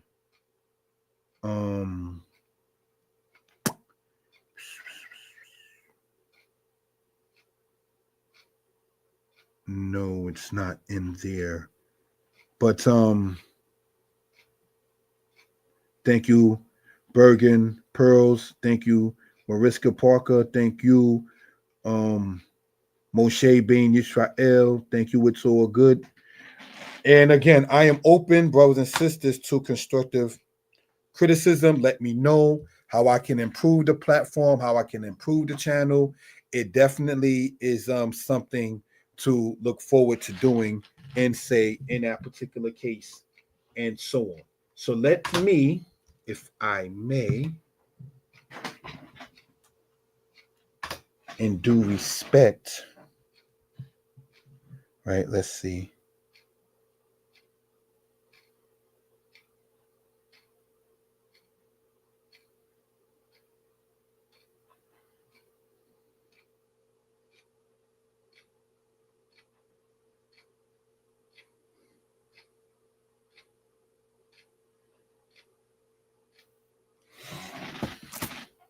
Still no?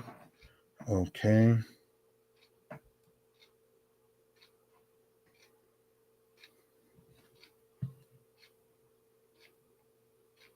And say particular matter, wanting to show, if I may.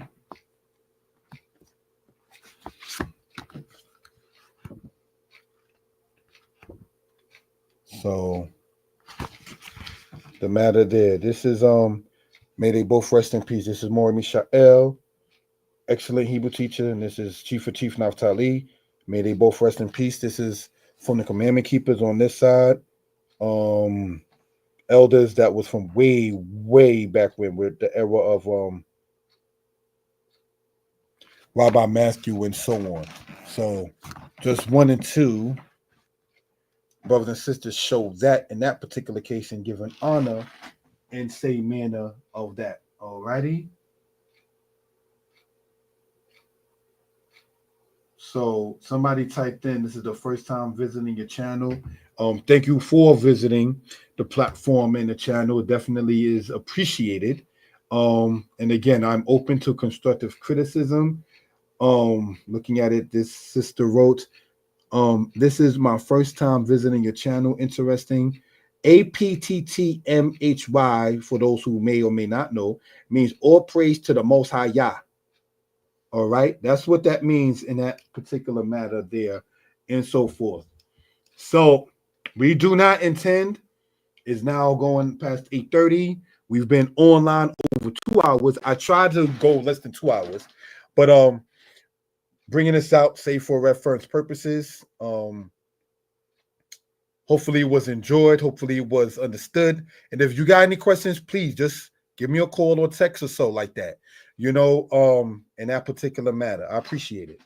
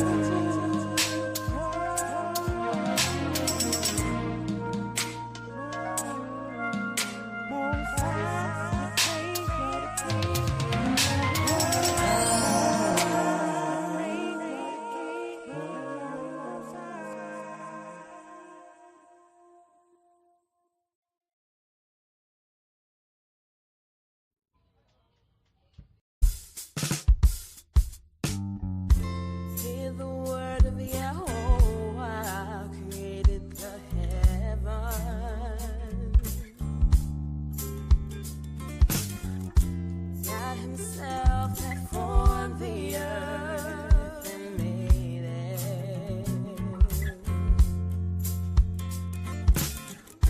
He hath established it and created it, not in vain, not in vain. Formed it to be inhabited. He is the King, and there is no one else. I have not spoken in secret, in a place of a land of darkness. I said not unto the seed of Jacob, seeking me in vain. I speak righteousness, I declare things that are right. There's one Lord for the homeborn and the stranger, love him with all your might. Look unto me and be saved, organs of the earth. For I am Yah, and there is definitely no one else.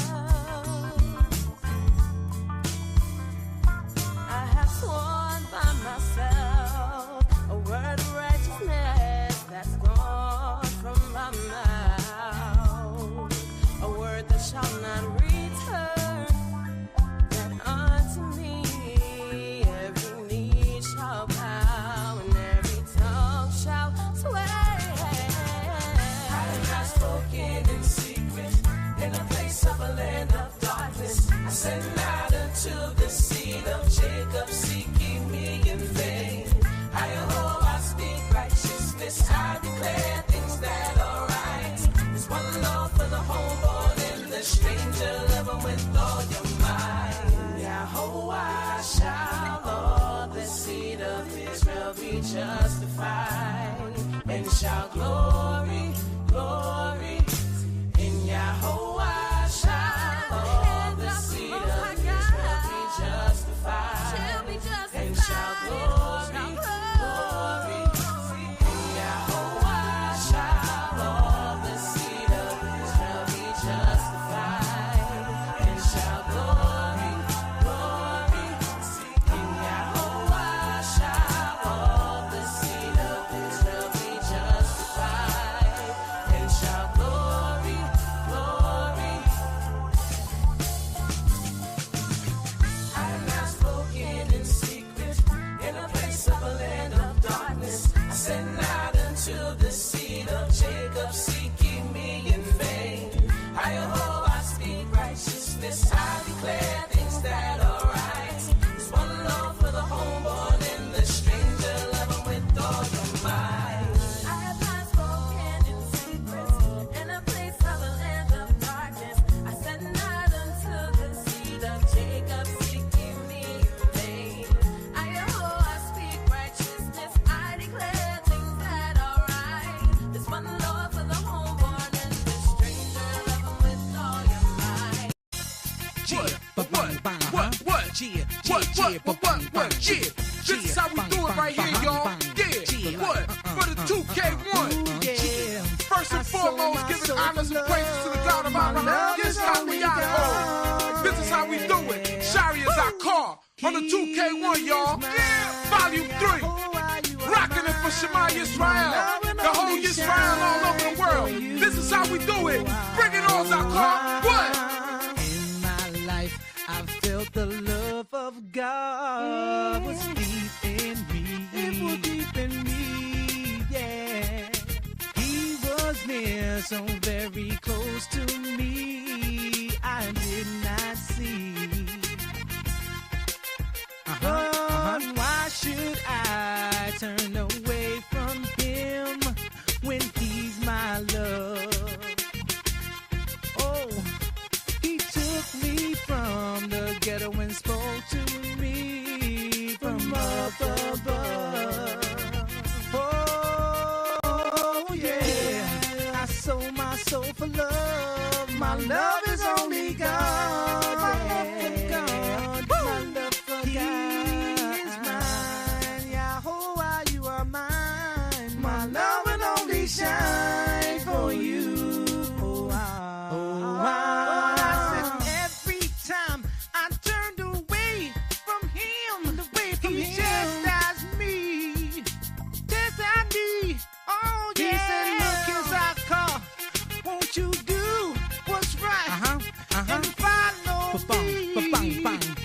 bang, bang, bang, bang, bang. And things look good, and my life is fine. So why should I? Cheat. He said the earth will be yours, and the fullness thereof shall be thine. Ooh, yeah. I sold my soul for love. And my love is only God. My love is only God. Woo. He is mine. Yahweh, you are mine. Yes, you are. My love will only shine for you. I love you unconditionally. Can't you see? Listen. Get away from all the sins that I have and the things that lead me astray. I know if I strive, I would reach my Lord. Say like I knew now, Yahweh.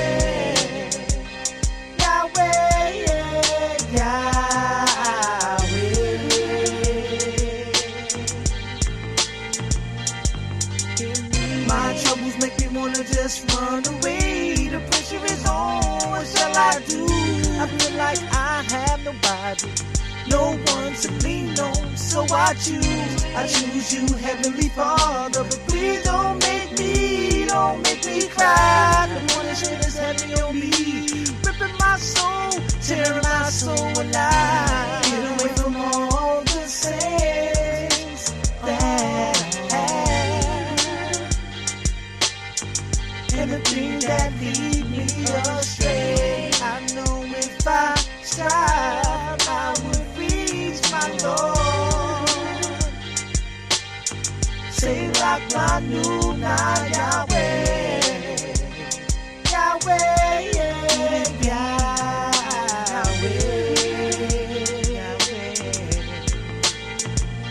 Yes, I'm trapped like Jonah in the fish. I wish I never made that move that took me off to the evil ways that'll cut your days and kill your babes. How long will I be crucified? Your mind can't take me alive. Chastise me, but keep me out of the hands of men who wanna see me burnt alive. Get away from all the sins that I have and the things that lead me astray. I know if I strive, I will reach my Lord. Say like I knew now, Yahweh. Get away from all the sins that I have and the things that lead me astray. Gia. Can you see the fire Exclusive in my joint. eyes? Can you feel it burning in that my Summer soul? Round Volume That 3. we've been going through from the Hear time you in the head when you past flavor, we got y'all. so Worldwide. things that make Check me it wanna out. cry. There are things Seven that make me C's, wanna 7 die. lands. Stretch my Zakar arms and out Sharia. to you. I pray to Gia. thee again most high. Israel, give me. We all we have.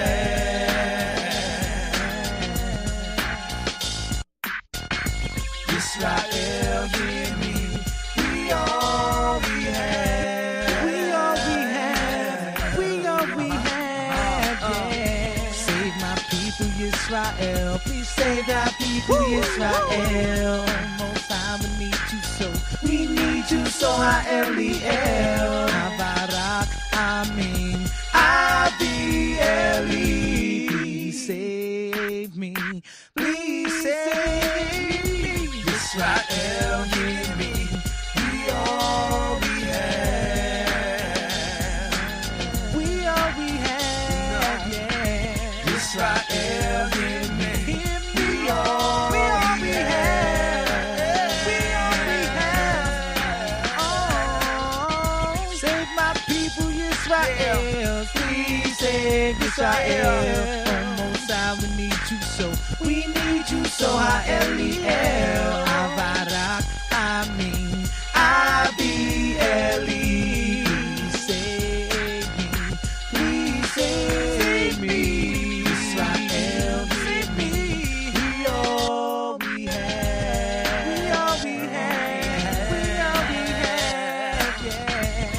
Israel, hear me.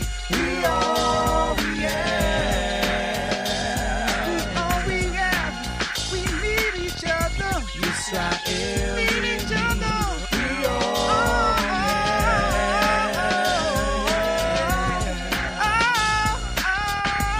Israel, hear me. We all we have. Shalom, shalom. Israel, hear me. We all. Shalom. What you're seeing there, family, is this. Shalom, my key. Peace, my brother. My shalom ka. How is your peace? Shalom me told. My peace as well. Uma shalom ka anisho elod ka aki. And how is your peace? I ask you, my brother. Shemi, Run or Ron, Shemi, meaning my name. Ani rotse lil mod ibrit itka. Mitishehu. Haven't heard that word in a minute. Okay, but yes, thank you for reaching out, my brother, my friend. The numbers across the screen, 908-587-4841. Again, that's 908-587-4841. Tisha, Efes, Shimona, Kamisha, Shimona, Shaba, Arba, Shimona, Arba, Echad. All right, so thank you for the interest and such. I can be reached at that number there in that particular case. Thank you for that. There is also a website, daynightpublications.com. There's also More Yeshaya Hebrew lessons, which I am trying to use and promote as much as possible as I can and say that matter. Now, when I wrote to the person saying that you care to sit there and study Hebrew sometimes, and so forth and so on. I haven't heard that word mentioned shehu in quite a while. But I wrote to this word here. Na'aseh. Na'aseh means let us do, or well, na'asah means let us do. But na'aseh means we will do. More so. All right. So thank you for reaching out. Hopefully you're able to hear this. Again, my number 908-587-4841. Thank you for that, my friend. Toda Rabah. Let's continue back into the music in that. Thank you for that, brothers and sisters.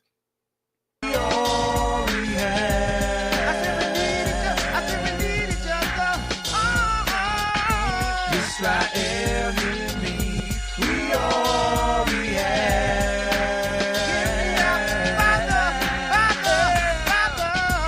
Israel, hear me. We all we have.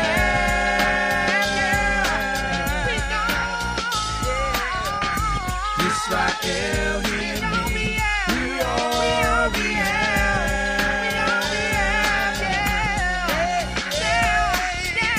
Israel, hear me. We all we have. Israel, hear me.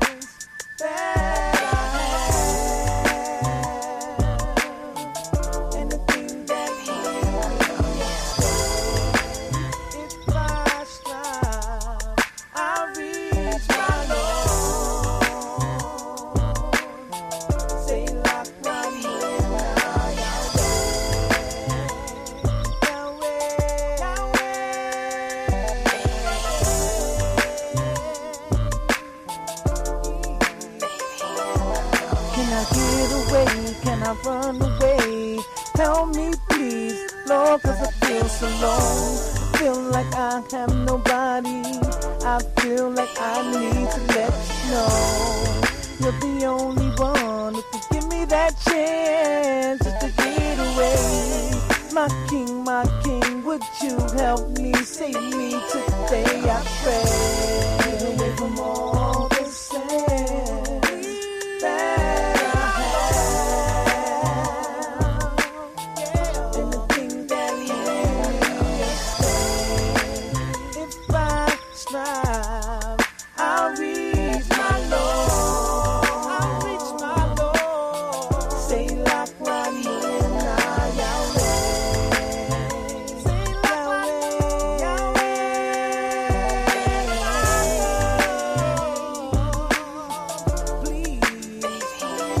Yes, I'm trapped in a lying den. Lord, will they slay me for all my sins? Will they take my soul? These lions look like people that I call my friends. But I pray to thee, don't let them kill me, no. Father, please, would you help me? Don't let them take my soul.